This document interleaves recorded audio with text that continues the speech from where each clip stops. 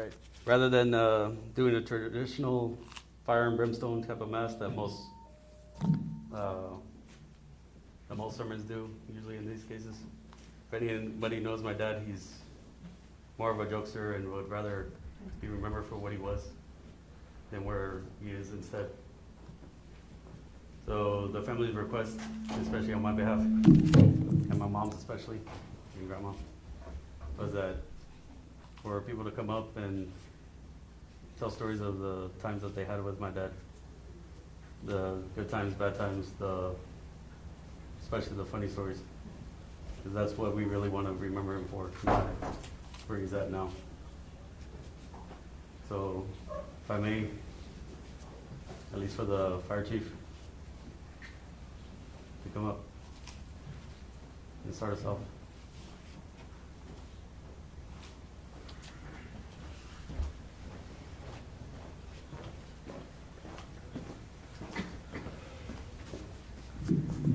Thank you, Sean. We've been in conversations all week long, and we've spoken about what your dad meant to the Wesco Fire Department. Your dad was Wesco Fire Department. 34 years of service, answering calls day and night, nonstop. So during this week, I've been having conversations not only with your family, but also with the Net Medical Center, the hospital, talking to staff that's known him for 34 years, with good memories of him. We were actually having a conversation today. Imagine how many lives Jesse touched, how many babies he delivered. Some of them might be 34 years old now that he delivered on his first year in the service. But you know, Jesse was one that was probably the most loyal individual that I think I've ever met. And you can talk to any agency here in the Rio Grande Valley, because I think Jesse's been a part of the building process of not only the Wesco Fire Department, but also the private sector and EMS as we know it. EMS, as we know it today, with the ambulances, the way they're responding, started in the late to mid-70s, as we know of where treatment is being done by a paramedic in the back. There was a show, Emergency, I believe it was called, on TV, where it showed paramedics doing their work, mid-70s. Jesse got into the Wesco Fire Department in 1988, 7 years after the Wesco EMS division was started here in Wesco. So you can say Jesse actually helped build that program the way we know it today, the way we respond today. He was there from the beginning. As we inherit the fire department, the new membership today that you see fighting fires, responding to all the calls, we did not build the fire department. We've inherited from people that have been there here 20, 30 years before we even started. Jesse was on the trucks managing a big fire, managing a critical EMS call. And his partner was younger than the years of service that he had at Wesco Fire Department. So that only just tells you the dedication that he had, not only to the department, but the work ethic Jesse had that reflected on what kind of a man he was for his family. And after this week of sharing conversations and kind of me knowing Jesse as a Wesco firefighter, it seems that it was seamless when he went home. Some of the conversations that we were having, we were remembering the good times that we had with Jesse at the fire station when we were on shift. And it seemed after I was leaving out some snippets from some of those stories, and his sons and his wife were able to fill in those, and I was kind of like, they're like, oh, he was the same way at home. Don't worry about that. Because I was trying to use not too colorful words to express some things. They filled in the blanks for me, and I was like, yeah, he was the same person that gave you love at home, came back to you at home, that he was to us at the firehouse. And that we really appreciate being part of his life for all those years. So I have a story that I want to share, and I was, again, talking to them earlier. One of the things that, when I first came out to Wesco Fire Department, I was assigned to A shift. Well, Jesse was on A shift, Station 1, and I was his rookie firefighter. And so veteran firefighters always try to mentor the new rookies, right? Show them the ropes, show them what needs to get done in the firehouse, how we're supposed to clean, how we're supposed to do all this stuff. And then you earn your spot on the crew. Well, that was me at the time. Jesse always being that person, and the crew that was there was a very, very good crew, very experienced. He was like, I'll be the one that's gonna tell him what to do. He would, I would shadow him to check off the ambulances to make sure that we were doing it correct.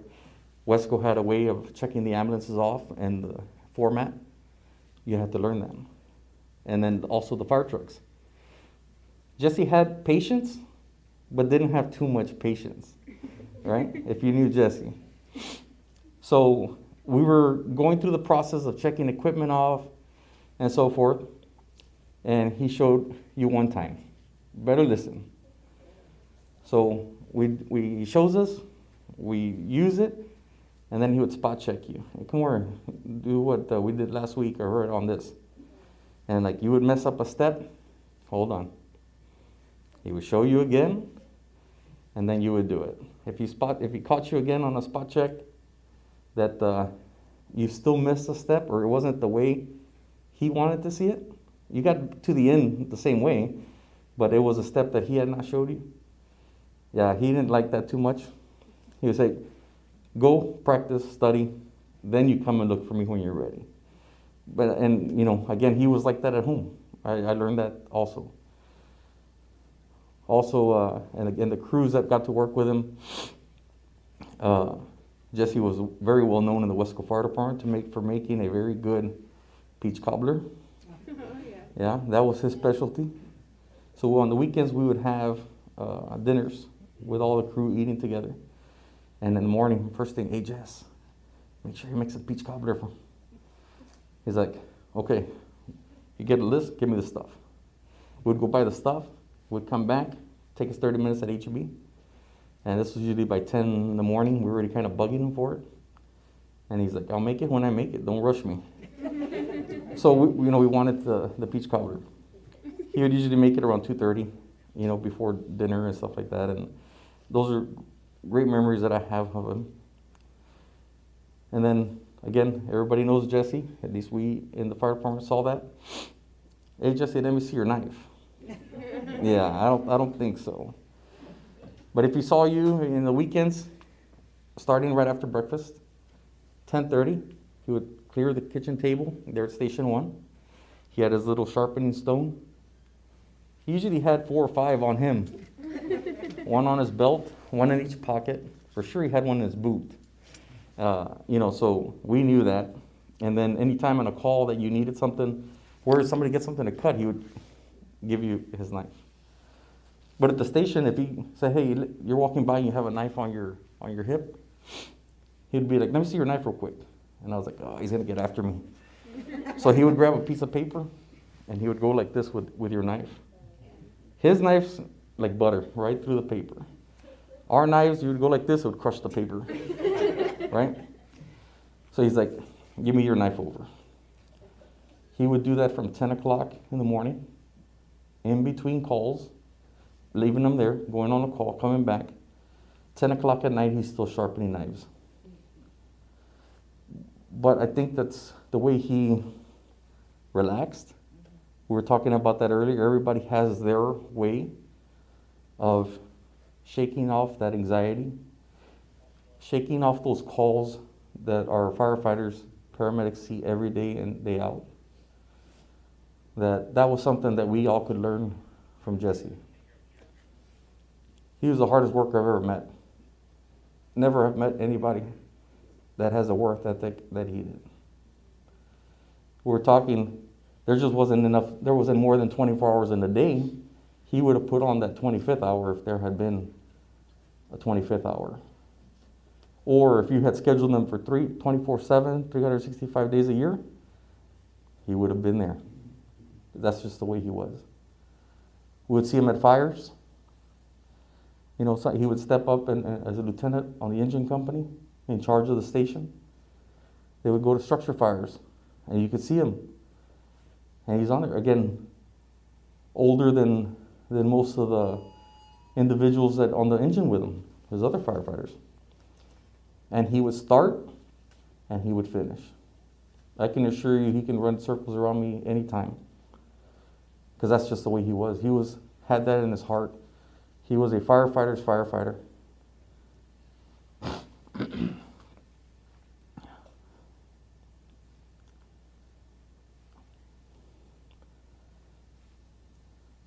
And a paramedic that gave it his all. And that's how we're going to remember him. You will always be a part of the Wesco Fire Department. He will always be a part of the Wesco Fire Department.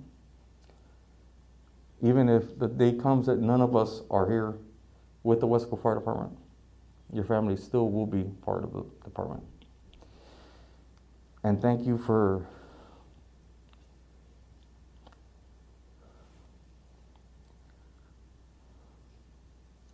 allowing them to give that to the city, give that to us. The opportunity to respond with him, to learn from him,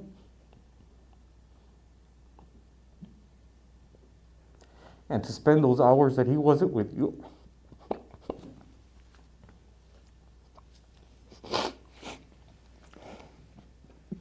Because it was probably, we got to spend a lot more hours with him than you were able to. And for that, we're always going to be grateful. Every member of the fire department, current, past, and the future, will know what Jesse meant to us. Thank you. I want to invite any other firefighters that want to share a story of Jesse, and talking to Sean and to the whole family, is that we wanted to recognize, it's sad, but they wanted to recognize their father, their husband, as the lively person that he was. And I found out today also that he was mischievous at work. We know that. He would also prank at home. I didn't know that. And, and the ones that pranked him at work, if you did not get pranked back within the hour, expect it sometime at night. Right? So, again, thank you very much for allowing me to speak here. It's an honor for me to be able to speak, not only as a coworker, but a friend, and that I learned a lot from him as well. And we're going to continue learning from him, from the stories that we tell at the station, when we meet, and the memories that we have with him. So, well, thank you very much. And anybody else would like to come up?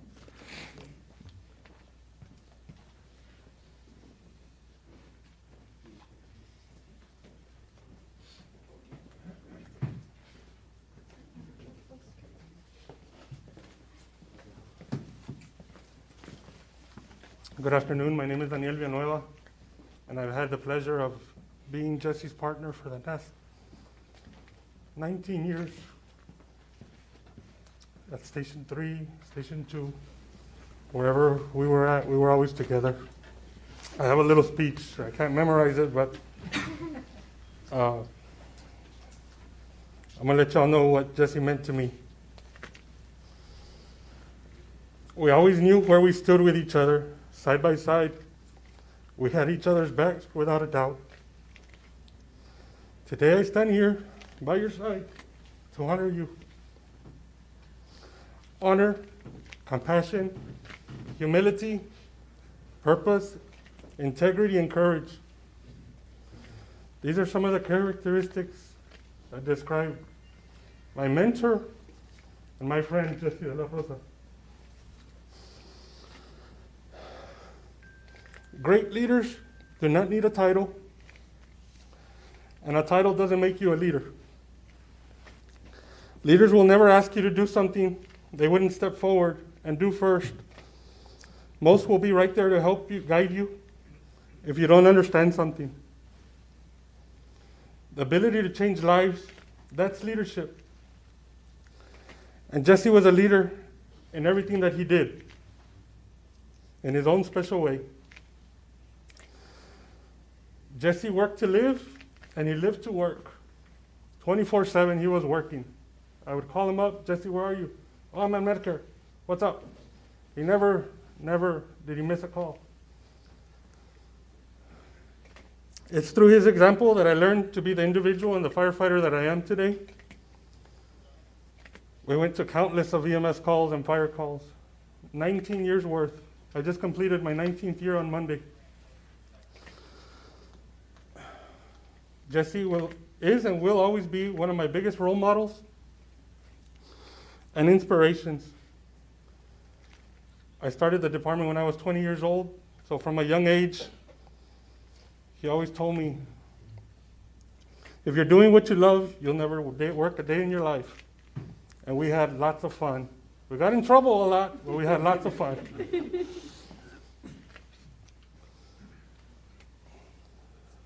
Whether it was you needing him to sharpen your knife that you would probably never see for a period of time, unknown period of time, until you reminded him, and he said, I forgot. It's in my truck.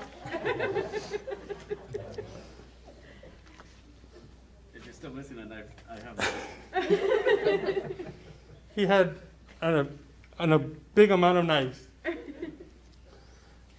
Or whether it was a shoulder to cry on or an ear to listen, he was always there, all the time. And after whatever we managed to get ourselves into, he was like, it's going to be okay. ¿Qué vamos a comer? And we always, every morning we started off with either Whataburger or El Pato tacos. Jesse, how many tacos do you want? And he's like, give me 3 tacos. Or give me 3 bobs. So we always knew his order. And we would say, the same thing, Jesse? He goes, yeah, bring me the same thing.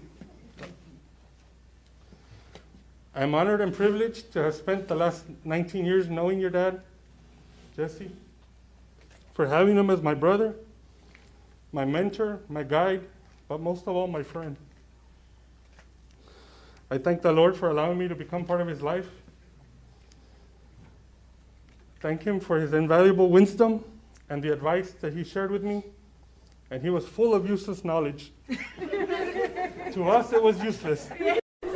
But he knew it, and we would Google it.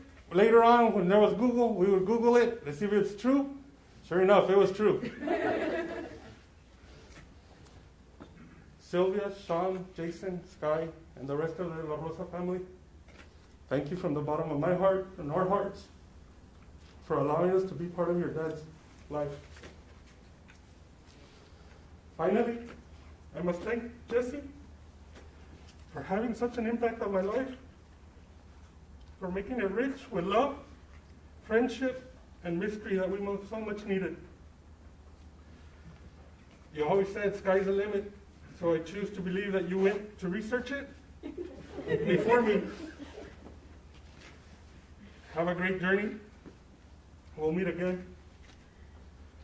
I'm going to miss you having my back and being by my side. I love you always, Jesse. It is an honor and a privilege to stand up here today to describe my friend Jesse.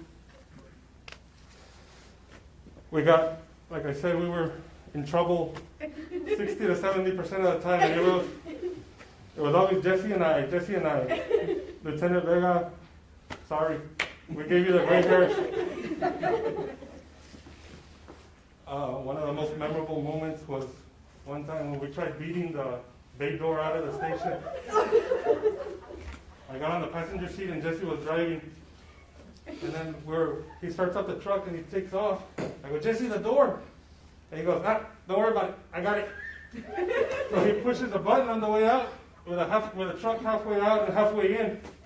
Well, needless to say, everything from the halfway point of the truck, including the door and everything, was mangled.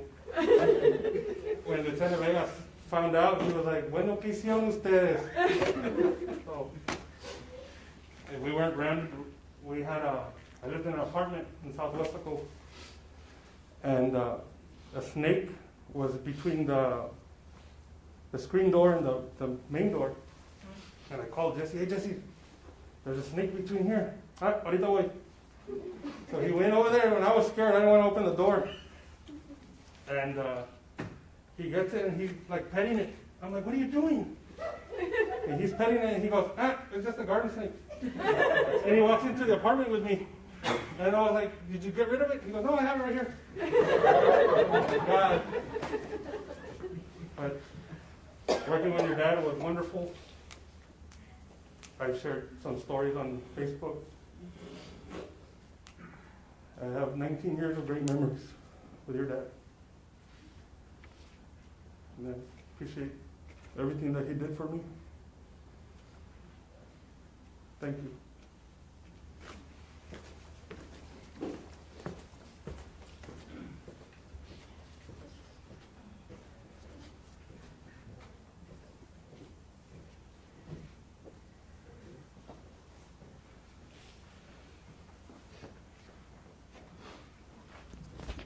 Sorry, like my dad, kind of short. Well, I found out Chief and some of the other firefighters didn't know about the story of how my dad has a weird scar. Not the one here, but he had a further one that was up in his hairline.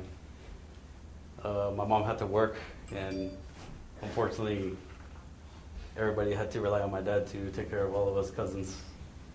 So that meant that Dad was going to teach us something stupid at the age of 7 and on and under. So he said he was getting bored after breakfast, and he said, you know what, you want to do something fun? I was like, sure. I'll go outside, picturing we used to live in a trailer, propane tank next to it, and then there was a fire ant colony, I want to say 20 yards back. My dad was notorious for collecting some very unusual items, like 50 cal rounds for no reason. So he grabbed a 50 cal round, pulled the top off, emptied it out with gunpowder, and put, just so that the round in the back was ready to pop off, sticks it in the ground, and gets out my old Daisy BB gun, and then we were all taking turns shooting at it. Well, my dad ended up being the lucky one, the winner and the loser at the same time. Nailed that primer right on the back end of the 50 cal, sets it off, and that BB comes straight back, hits him in the skull, embeds it, and the BB rolls in between the skin and the skull. So we hear the explosion, of course, you know, stupid little kids who are like, oh, yay, do it again, blah, blah. You know, we turn around, Dad's like this. As most of you know, that when he usually hits his head a lot. So he's like this, so like, okay, everybody inside, everybody inside. We go inside. And he was like, tells me, since I'm the oldest at the time, he's like, you, take care of the rest. I'm going to the hospital. Goes to the hospital.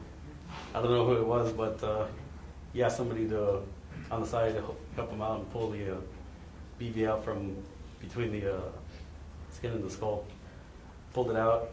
He comes home with it like a little war trophy that he has a BB with some flesh in there. My mom yelling at his ass later for what the hell was he doing? What was he thinking? And plus, anybody that knows my dad, he doesn't really think, he just does. So it was one of our most memorable and scary moments that we had. But that was always Dad. He was just always doing stuff like that. But it's moments like that that we really treasured and we'll always remember. So, is there anybody else that want to come over here? Anybody?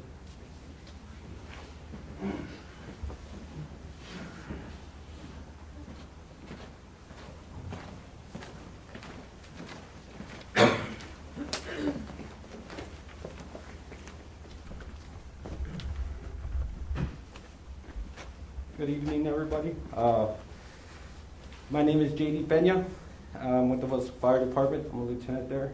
And I'm also with our local union, which Jesse was a part of for many years. Here standing with me is, I'll let him introduce himself. Hello, my name is Aaron Gomez, firefighter paramedic for the city of Wesco and the city of Mercedes. Okay, thank you very much for allowing us to speak. And I'm here again to present you, the family of Jesse, with the IAFF Medal of Honor. The medal number is 3747 in honor of our brother Jesse. Our union represents more than 50 firefighters here in the city of Wesco. And again, your dad was a part of that and was a leader. Everybody looked up to him. One of the hardest working persons I know as well. On behalf of our General President, Shakeberger, myself, our local, and over 316,000 members of our International Association, we honor and memorialize Jesse for his efforts in fighting for the people he was sworn to protect. In honor of him, we present to you Ms. De La Rosa with the Martin E. Pierce Commemorative Line of Death Medal. This is it.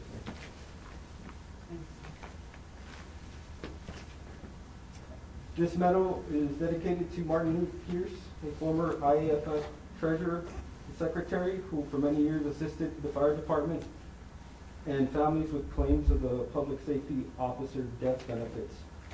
Jesse, again, will be memorialized when his name is engraved amongst other fallen firefighters at the IAFF Fallen Firefighters Memorial in Colorado Springs, which will be held next year, September 18th of 2021. And when that time comes, we'd like to send a couple of your family members up there for the ceremony, for the presentation. And as far as story about Jesse, I started back in 2009. My earliest memory of him was I having to get up early in the morning and do all my chores. Before I could wake up, your dad was in there throwing black hats inside the dorm room. Again, he was a great guy. When I decided to become a paramedic, he let me do what I had to do, and that's how I gained my experience. Great guy, and thank you. Also, this plaque is in memory of him as well, and we present this to you.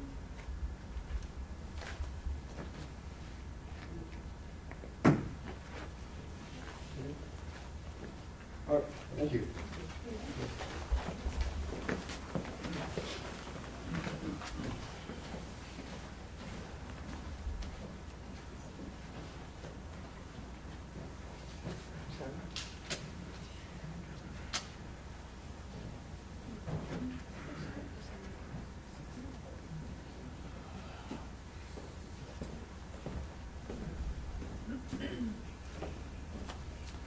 Good afternoon. My name is Miguel Mar. I am a lieutenant with the West Local Fire Department and a member of Mercedes Fire Department as well. I have been with the department 24 years. You know, have been known Jesse since then. Jesse was one of the first persons that I met when I came into the department. One of the first partners that I had. You know, him along with some other great people that are not here either. Mr. Juan Romero, Lieutenant Juan Romero, Lieutenant Luna. And, you know, remembering all that, you know, you go back to Jesse, you know, remember Jesse, how Jesse was. I remember that what caught my attention about your dad is that above all, Jesse didn't really care much about, you know, being a firefighter, being a driver throughout the years, or not having a rank. He cared about coming, you know, to work and work. When he saw, and he was also very,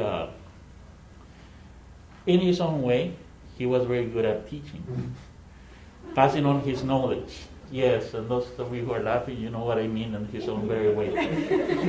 We're not talking about technicalities. We're talking about you were going to learn the job, yes. Maybe not the way it should be, step by step. And as we said, along the way, you'd have some, some fun, and some adventures also, sometimes good, sometimes bad, but that's something that Jesse always projected, that I saw him project. He was there to work.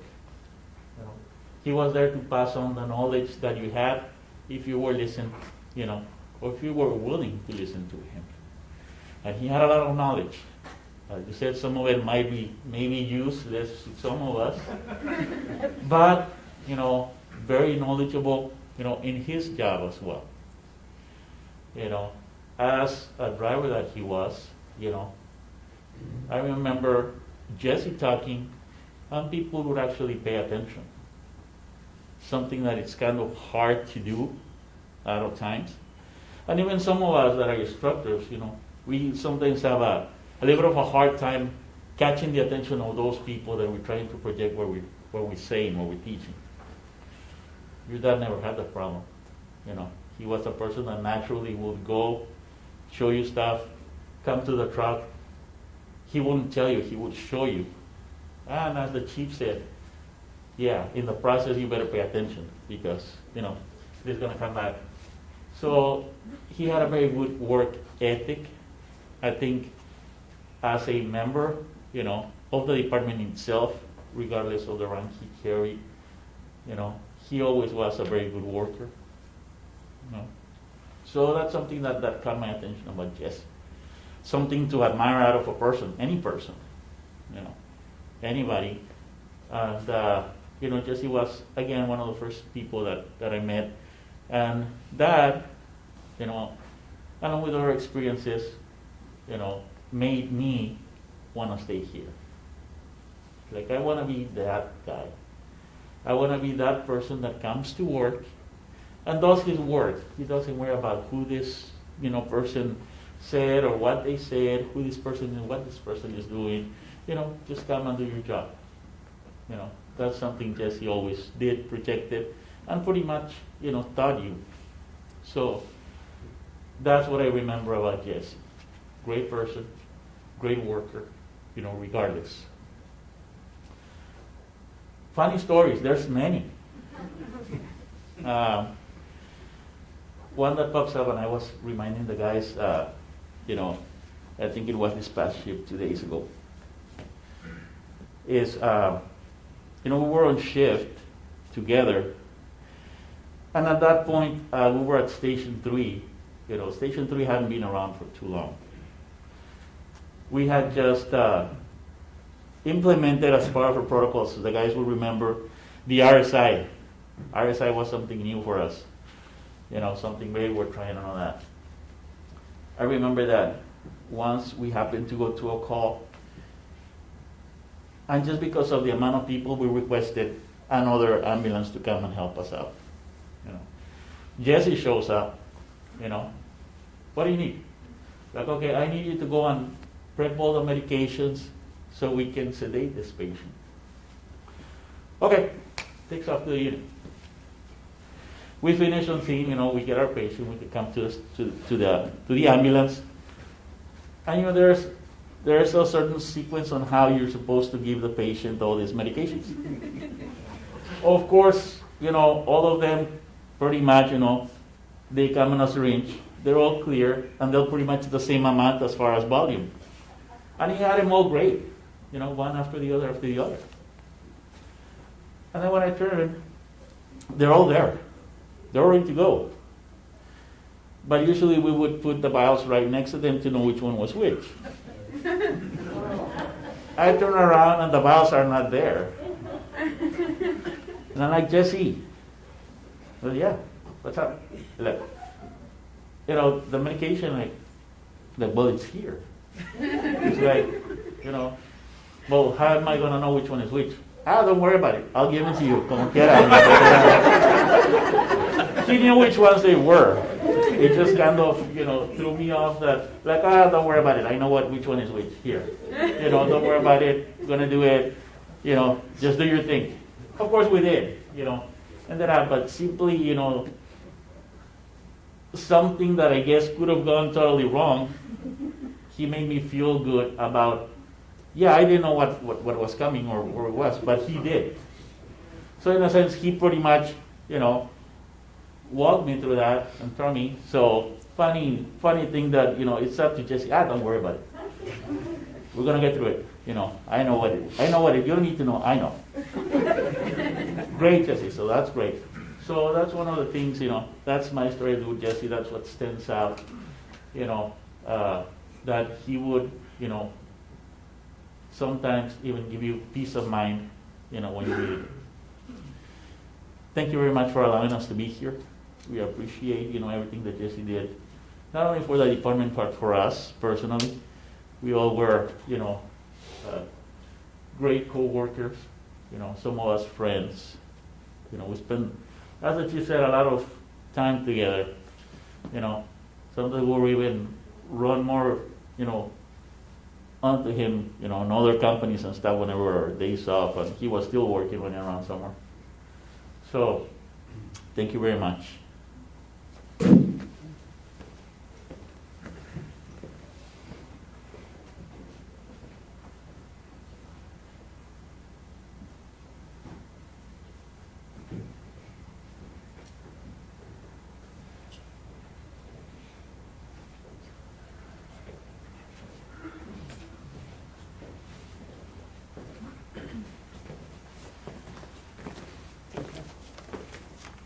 Jesse wants you to talk.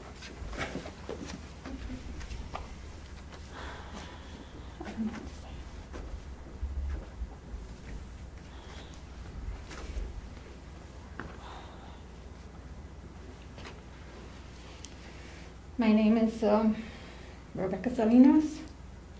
I've known Jesse since I was 18 years old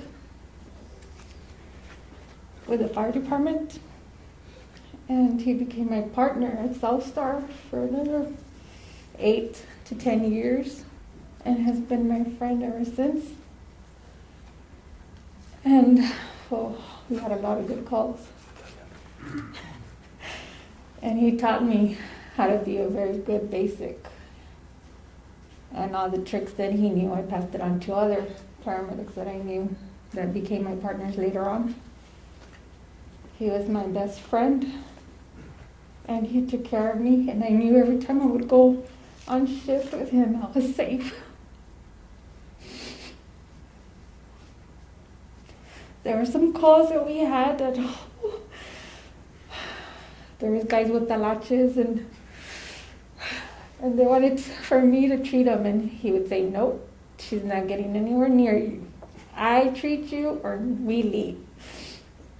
So the guy would argue and argue and argue with us until Jesse wouldn't let up. He wouldn't. And he's the one that took care of it. He took care of me every single call. I was never afraid. We would go to calls on the expressway, and he would tell me, you just part the Red Sea. Just open the expressway up. And I was like, Jesse, I don't fit. And he's like, tú nomás muévete. I was like, okay. And there was one time that he drove. Oh my God. He literally left my ambulance on 3 tires and 1 on the air. And I got off and I was like, Jesse, the tire's not touching anything. He's like, it's not going to fall, don't worry about it. And then we had another call on the expressway with a Frito-Lay truck on New Year's Eve. And this guy was jello. Like, he broke every single bone in his body. And Jesse thought, he was gone, right? We both did until we looked down and he was still breathing. And Jesse's like, oh shit, we're gonna have to work. And I was like, at that time we called Valley Air Care. Valley Air Care was flying, and it was drizzly, it was cold, and I was freezing. So he tells me, hurry up, because it's cold. And I'm like, okay. So we're there trying to move him onto the backboard. And I was like, Jesse, I can't grab anything. Like, he was, like, I don't know, it was jello. Like, I couldn't feel any bone, nothing. So he just told me, just get him by the pants and just slide him over, ni modo. And I was like, okay. And I was like, oh. And he was like, he was laughing at me because I was like, oh. It felt really, really weird. And he was like, it's okay, just move it, hurry up, because people are watching. And I was like, okay, so we hurry up. But man, he was not scared of anybody. He was not scared of anybody. We worked another code with, I don't know if you guys from Mexico remember this big old cop Castillo. Huge guy, he was a big guy. So we worked his mom. And I'm getting off the unit to open the back doors, and I see this cop coming in chingas, right? And I'm like, sir, you need to step back. And he's like, that's my mom, you're working. And I was like, okay, but still, we're busy. Jesse opens the door, and he's like, you move back. Get out of my way. I'm trying to save your mom's life, so you're in my way. And I was like, Andale. See what happens when you mess with Jesse? He wasn't scared. He just took charge, and that was it. You had to move out of his way. And then there was another time we had a auto pit on the expressway in Mercedes. And we shut off all the expressway to land the helicopter. And Jesse was busy with a patient, and I'm on the other side fighting with this man because he wanted to go to the car, and I was over here struggling with him. And Jesse's looking at me like, ¿Qué chingados estás haciendo? And I said, well, you told me to make sure nobody would get to the unit. So you're pushing this man back, and he gets off, and he's like, tú muévete para allá, ¿qué chingados estás haciendo? And I'm like, see? So, I know. And then we had another call where by the time we got there, they delivered the baby. But the Mercedes PD had the baby wrapped in a towel sitting on a chair. And they just had their flashlights looking at this newborn baby. And we walk in, and we're like, what is that? You know how babies come out? So then Jesse looks and he's like, go get me the OB kit. And I was like, okay, all right. By the time I ran back outside, he already had the baby wrapped around, and he was already coming to the unit. He's like, let's go. And I was like, all right. Everything was always like, let's go. Everything was on the unit. We'll get everything done in the unit. He taught me everything I know. He was the best. He was funny, he took care of me, and any guy that would mess with me, he had knives. Anybody, he would take out knives, like 2 or 3 at a time. Which one do you all want, Everybody knew better than to mess with me. Oh, but every time I would see him, it was like, oh, my Jesse. I'm going to miss him. He was the best teacher and the best friend anybody could have. And thank you, Sylvia, for sharing him with me and the boys. Thank you so much.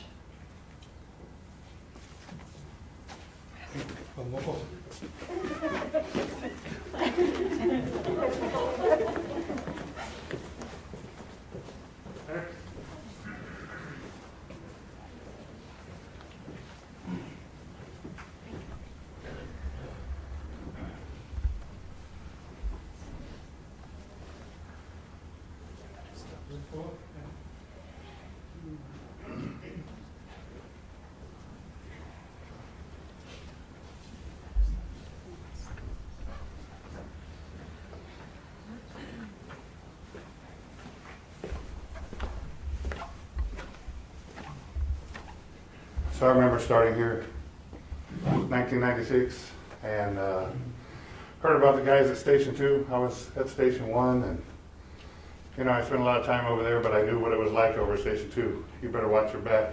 A couple of pranksters over there, which was Felipe and Jesse. I remember one time they said, all right, you're working Station 2 today. And I thought, wow, that's pretty cool, new place. And a lot of fear and apprehension too of what's going to happen throughout this day. And believe me, a lot of things happened throughout that day. You couldn't walk around any door without someone jumping out to scare you. You couldn't calmly sit in the restroom without a firecracker rolling under the door. And I remember that day, that first day, we had the old American La France. That was the old open cab, the rounded one that we had at Station 2. Before the new 1015, before we had more than a handful of guys on duty, we went to go to a structure fire in Progresso. And he hit those S-turns once we got before the levees there, full speed. I thought, wow, this guy drives. We got down to the street where we were going to turn, went to turn right. It was a 90-degree turn. He took it going around. I thought, whoa, this guy's impressive. And we got up to the call, and the truck kept lurching. Finally, it goes into neutral, and you hear it rev all the way up. Wah! Well, there's another guy sitting across from me behind Jesse in the jump seat. Jesse comes running out, get out of the way! Flipped up the hood. The throttle was stuck the whole way down there. I go, oh my God, we could have died right now. He goes, nah, it happens all the time. That's what we had to deal with. I could go on and on about stories. He was the best guy to have on a trauma call, because trauma patients are naked patients. And Jesse was the best at that. Before you knew it, whoa, where'd the clothes go? He had him down. He was awesome. I worked with him many years. I worked with him at other companies. Worked with him from day one here at Wesco Fire Department. Talked to him a lot while he was feeling ill, and tried to keep up with him. And I'm gonna miss this guy. I'm gonna miss him. And I hope the family comes around. Haven't seen you in a while. I saw you walking around the stations for a while, for a bit there, but I hope you all come around. Don't forget, we're always your family. We're always going to be there. And thank you for letting us speak and telling stories about Jesse. He was a great guy, and he's truly going to be missed. Thanks, Benny.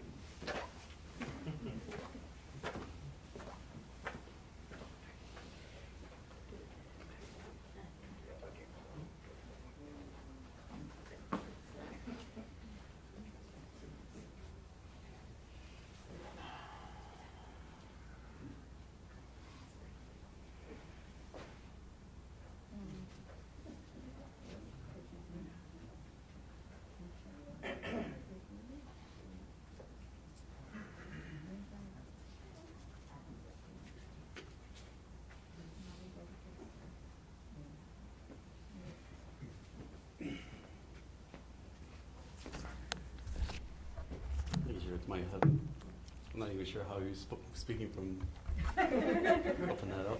Anyways. Well, if nobody else has any stories, I do appreciate you all coming in and giving this paying respects to my dad and us as a family. And yeah, he surely will be missed by all the community, family especially. Grandma, I know he'll be greatly missed. And thank you all again.